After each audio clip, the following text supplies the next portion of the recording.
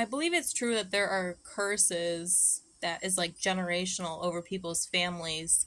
So, to be completely candid, I was having like a normal day with my boyfriend, and then he's Muslim, so their culture is like family first, family first. But the problem with that is like even people who call themselves family are not actually biological family. There's like a spirit, there's like an overreaching spirit over everybody, and I found the head of the spirit and I was like, don't like this person, don't F with this person.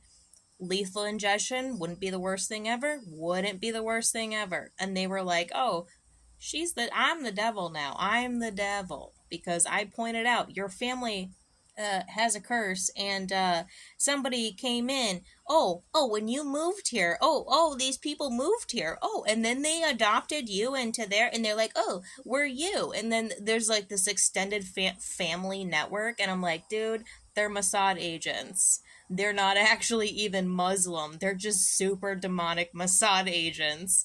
This was a long time ago. This was like a year ago. So we've still been dating, and he hasn't told his family, obviously. Oh, he's still dating that crazy white Christian bitch. He can't have it. The family calls him this morning, and his whole personality changes, right? The whole personality changes because there are demonic curses over families. There's a spell over the family, there's a curse over the family, and instead of accepting the reality of what is happening, they preferred for like a year and a half to say that like I'm somehow the problem, I'm the demon. Christian satanic panic, I'm the demon. When I pointed out, nope, it's not me, it's actually you and your culture. I could say principality aside, don't like the way these people emasculate you, don't like the way they groom you to be pedophiles, don't know why they're sending you photos of girls who are looking like they're 13, feeding you women who look like they're 13, teenagers grooming you to be a pedophile. You get up and go every time they say go. The whole time we're with them, they just emasculate and say the weirdest shit to me. All they do is talk about their son's wieners. It's pedophilic, it's incestual. The chick is gay, the dude is gay.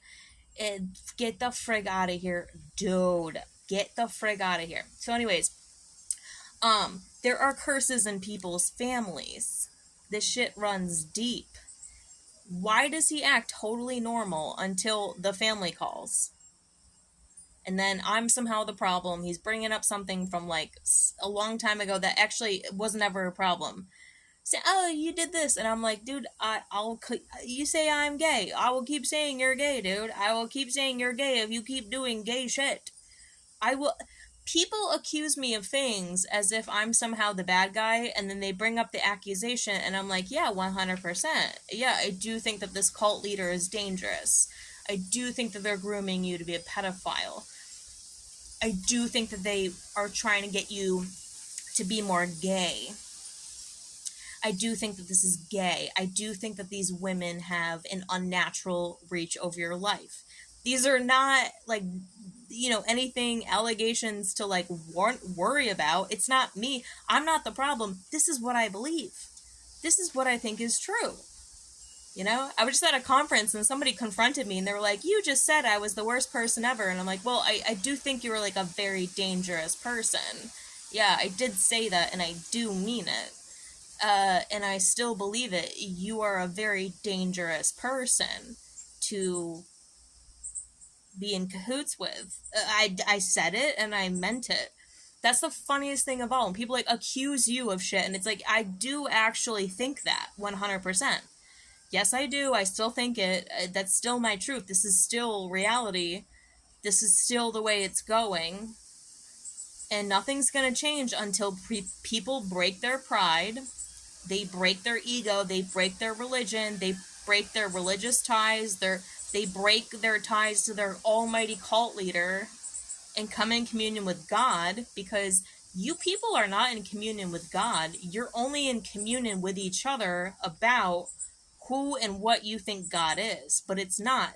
God, you're virtually atheists It's just like you're in communion with each other. And it's a very outdated way of being. Children raised in a family that were like, if you act perfect, then you get love. That's not my family. That's not our culture.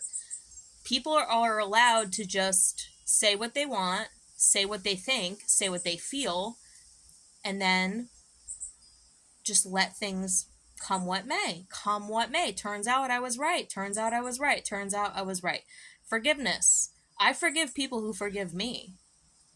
But they skate around forgiveness and they continue to create this old, like, insane illusion of my character, and it gets so blown out of proportion in cults. This is why our culture think cults are dangerous. In their culture, they think cults are strength in numbers. In our culture, we're like, no, people get weird when they clot. When they clot together, they get weird. They're like, here's the list of all the people we hate, and we wear this hat and we wear this armband, and when we say that we can ostracize them, then we can all do it. This is dangerous, right? I'm not the dangerous one. That's the dangerous ones. Something's got to give, dude. Something's got to give.